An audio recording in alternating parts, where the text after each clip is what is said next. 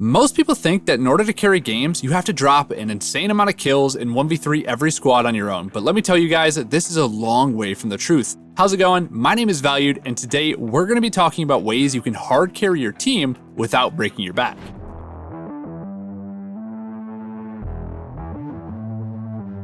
So, first things first, you need to be honest with yourself and decide if you're ready to be the carry of your team. When solo queuing or in pubs, it can get hectic out there, and you need to be confident that you know Apex inside and out to be able to carry. You should be comfortable enough in the game that you don't feel stressed out when trying to give info to your team or skip over key signs and info that could help you win the game.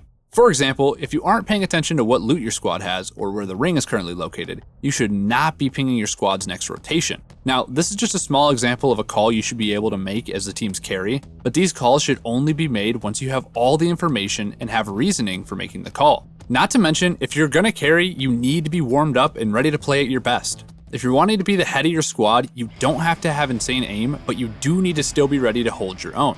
We talk about it a lot on this channel, but warming up in the firing range can ensure you're ready to play your best before you even get into your first fight, and can save you a lot of frustrating warm-up games. And if you're looking to lead your team to the win, you really can't afford to miss all your shots and die because you haven't played in 2 days. Assuming you're warmed up and confident with your game knowledge, let's talk about how to get your team across the finish line.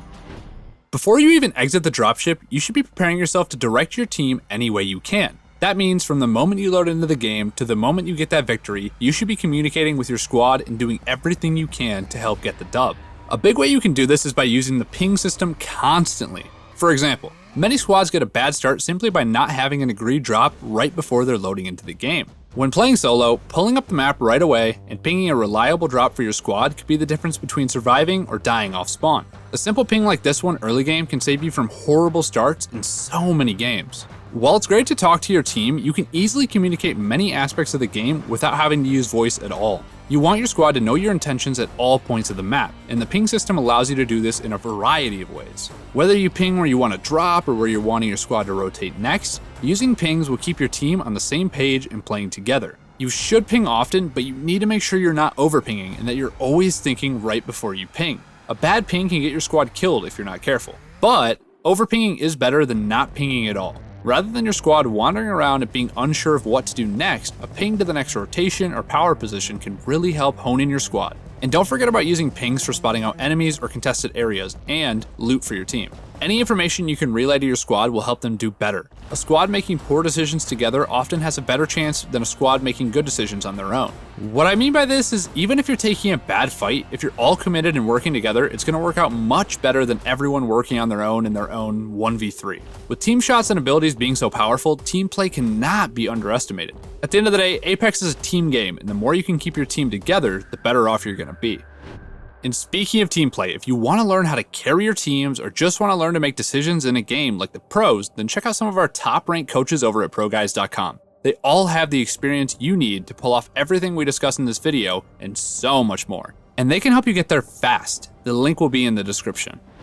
Alright guys, back to carrying. Another big tip to help carry your squad, especially in the early game, is to always be the fastest. No, I'm not saying you need to be insta-locking Octane. What I mean by this is to be the quickest at all the tasks in the game, be it looting, rotating, or even pinging. If you want to be the leader of your squad and help your team get the win, you need to be freed up from your personal duties as soon as possible. If you're the fastest at looting, you're going to be the first ready to move, and therefore the first making the decision to move. And this ripples throughout the entire game, because if you're always the first ready for the next task, then you're going to have the time and option to make that decision for your team. If you want to be carrying your team, you need to be the leader for your squad, and the first step is to literally become the leader of decisions, making them early and often for your team. This being said, you don't want to be jeopardizing your loot or your positioning. Just try to always be ahead of your team. But be smart about this, making sure you're not rushing yourself or letting your guard down trying to move too quickly. Missing that purple armor just because you're rushing through a POI will hurt your game.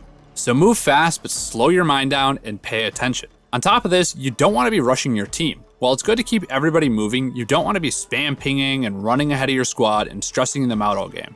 They need their time to get loot and be prepared for fights. You should be a positive force for your next move, but you still need to play with your squad. Part of keeping you guys alive is going to require them to all have good loadouts and confidence in their ability to fight. Trust me guys, you'd rather your team roll out with a loaded Volt rather than an R99 with no attachments and missing every single shot. And speaking of having confidence to fight, you need to pay attention to your squad's loot and know what you can handle. Constantly monitoring your team's loot and making decisions accordingly can be huge when deciding what to do next. Is a teammate still sitting on white armor, or maybe one of them doesn't have a helmet or has a really poor weapon loadout? Knowing these bits of information is going to help you decide whether you should rotate to another POI to loot or take an early fight. If you're all sitting on good armor and loadouts, then you know fights should go well, and you can look to be aggressive. But if two of you guys still have white armor and poor loadouts, then maybe looting should still be your priority.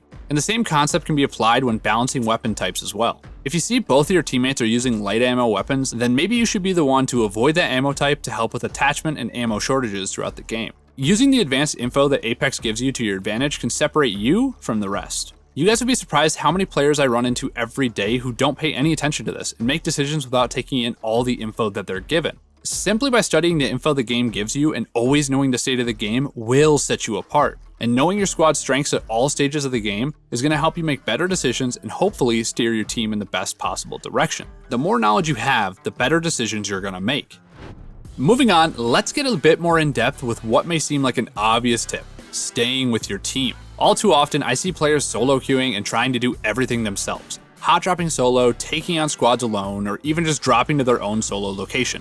While we'd all like to 1v3 squads like the pros, guys, this just isn't a good game plan for the vast majority of players. Even if you feel like you don't have the best team, working with them and playing together throughout the match is going to greatly increase your chances of getting a high placement or a win. But actually doing this effectively can be hard to pull off. With all three of you looting, rotating, and getting distracted individually, it's good to stay hyper aware of what your teammates are doing in their location and situation at all times. We've talked about how pings can let you do this, but you can't always count on your whole squad to ping well. With this in mind, staying within line of sight with them as often as possible is going to allow you to see what they see. Rather than them needing to ping for you, you can react to them being shot at or having a squad moving in on them quickly on your own. While you don't need to hold each other's hands, being within a short distance will keep you in a position to help them out quickly. Keeping a bit of distance will help you scout and loot effectively, but be sure to not stray too far. If a squad mate runs into trouble, you want to be able to get back there before they get down. Because even if you don't think your teammate's too good, you can still use their health bar to get an advantage in a fight.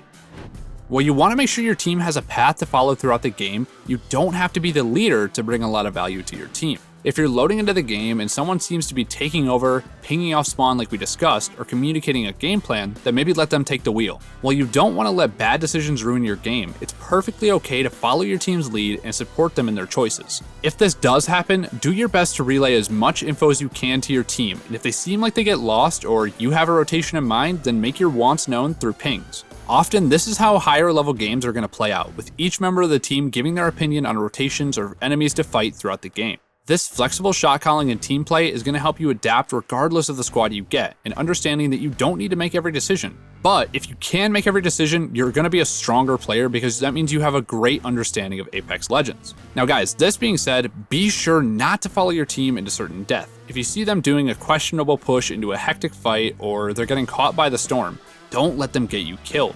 Sometimes it's best to spam ping back or a safer option, and do your best to watch over them if your squad decides to make the choice anyway. While it's important to not leave them hanging and work together with your team, sometimes you may be better off playing for the respawn tags or ratting for a higher placement. Alright guys, and on to our next point, let's talk about what to do if your team just isn't very good. In this case, like we talked about, you're going to want to communicate effectively. But even more, if they show that they can't hit shots or they just kind of seem like they're lost, then use their health bars and play around them. If you haven't heard this term, it means when you make sure to deal damage while your teammate is tanking all the enemy's shots. And this can be the most effective strategy to use when you're stuck with bad teammates. Even if they can't land shots, you can. So while they're getting shot at or running in, look for ways that you can deal some meaningful damage. Alright guys, as you can see, there are a ton of ways you can help hard carry your squad without having to take out every enemy team on your own. The key to it all is working well with your squad every game and being their stable rock when they need you. Apex is a game that's much more about decision making than it is about your aim. So go out there and help your team with their choices and get some more wins. If you enjoyed the video, make sure to like and subscribe, and I'll see you guys in the next one. Peace.